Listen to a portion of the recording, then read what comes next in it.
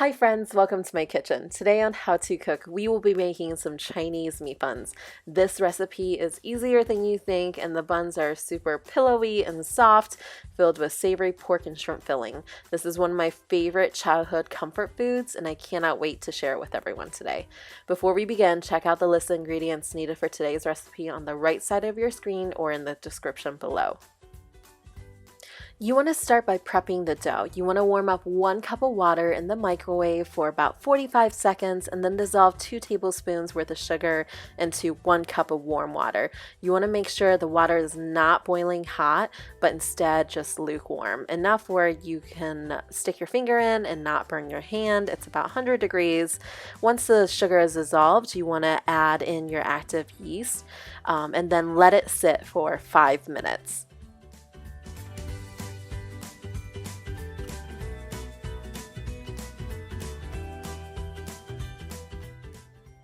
Add half your flour into your mixing bowl before adding your yeast and water mixture.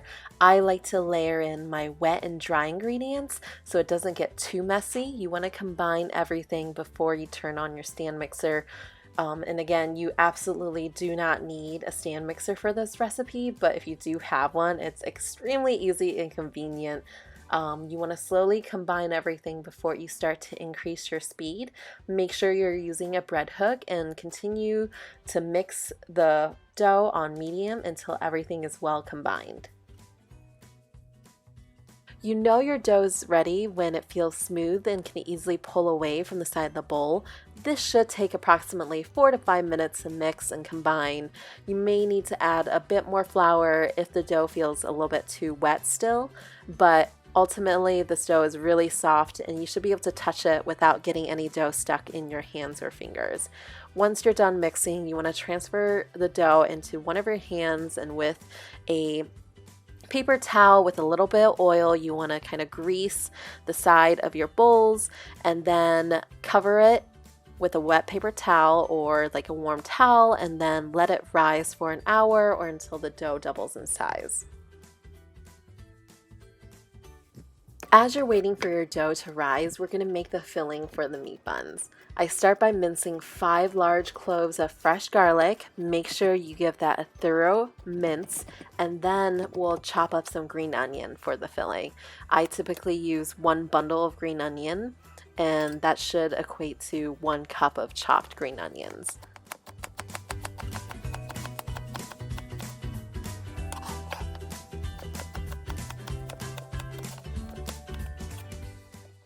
Now we're going to mince up a handful of shrimp. I'm using about 7 ounces for this recipe. Shrimp is completely optional. If you don't feel like using shrimp, just stick with pork.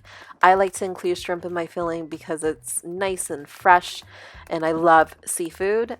You want to mince the shrimp until it turns into this like paste-like consistency. Make sure you're using deshelled and deveined shrimp. Add your minced shrimp into a large mixing bowl, and then we'll want to add 1 pound of ground pork into the bowl. Now we'll start building out the flavors for this filling. You want to combine all the different sauces. I start by adding 2 tablespoons of oyster sauce, and then 2 tablespoons of soy sauce, 1 tablespoon of dark soy sauce, 2 tablespoons of Shaoxing wine, which is this Chinese cooking sherry, and then add in half a teaspoon of white pepper, and then 2 teaspoons of sugar, and then a little bit of sesame oil at the end. Give this an initial mix before you add your garlic and green onion. Once you do that, you want to make sure everything gets super well incorporated. The filling should feel sticky and wet. Make sure you give this a thorough mix and everything's well combined. This filling recipe is one of my favorites, and it's very similar to how I make my dumpling recipe. Now comes the time where we assemble and make the buns. Make sure you clean off your counter and have a clean open workspace. Sprinkle a bit of flour on your table so that you can knead and assemble your buns. As you can see, my dough has doubled in size. You want to remove the dough from the mixing bowl and knead out the dough, and make sure you get rid of some of the air bubbles and form it into a more uniform shape. I like to split the dough in half and work in sections at a time. Make sure you cover up the section that you're not working with.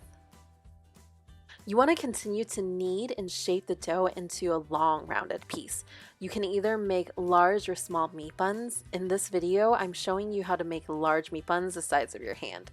This dough and filling recipe should either make 12 large meat buns or 24 smaller meat buns.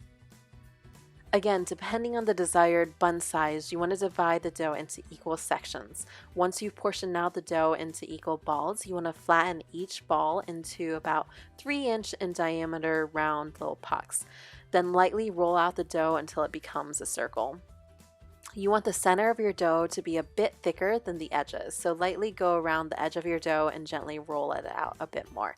This will help the buns retain all the juices when they are being steamed, resulting in just a general juicier bun.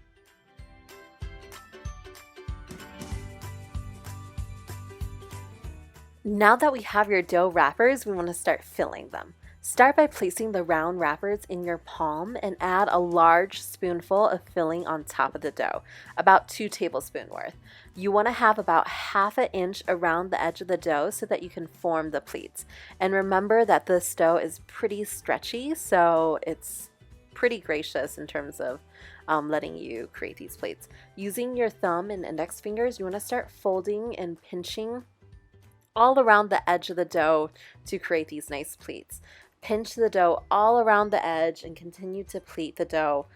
It's about 10 times. One tip for pleating is that you might have noticed that my thumb never moves, and I'm just using my middle finger and the opposite hand to create pleats and pinching it down. Once you've reached the end, you want to seal off the top by pinching it tightly and giving it a solid twist.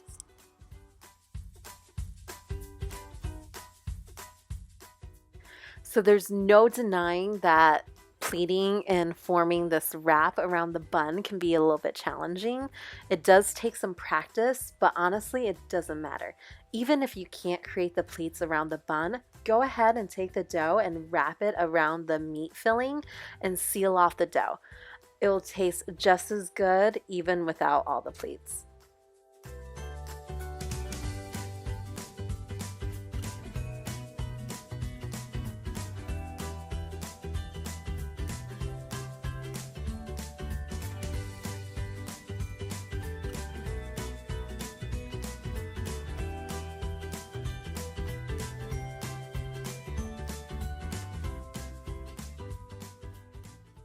Before we start steaming the buns, cut up some parchment paper into 3 by 3 inch squares and take a paper towel with some oil on it and lightly grease the parchment papers.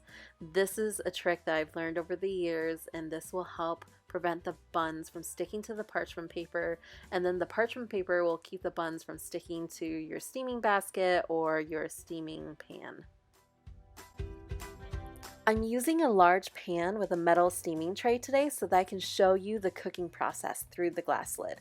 If you have a bamboo steaming basket, definitely use it. I love my bamboo steaming basket, and they are relatively inexpensive and can be found at any local Asian grocery store or even on Amazon.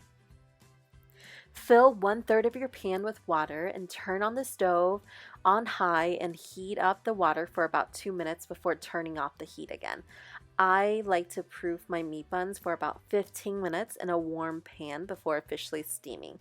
As you can see, the proofing will make the buns bigger and fluffier. Once they've rested for 15 minutes, you want to turn on your stove again and steam the buns for about 20 to 25 minutes on high. Once they're finished steaming for 20 to 25 minutes, you want to turn off the stove and let them sit for 10 minutes. Do not peek or lift up the lid. The cold air will cause the buns to shrink if you remove the lid too quickly. Be patient. It will be worth it. You know the buns are done when they kind of look fluffy and you'll see kind of juices coming out the top. And there you have it, delicious, juicy Chinese meat buns, aka Baozis, at home. I absolutely love meat buns and it reminds me of my childhood and of China. This is one of my favorite recipes and it's absolutely delicious. If you like this video, please hit the like and subscribe button to my channel. I'll be sharing a new video every week, but let me know what you think in the comments below and happy cooking.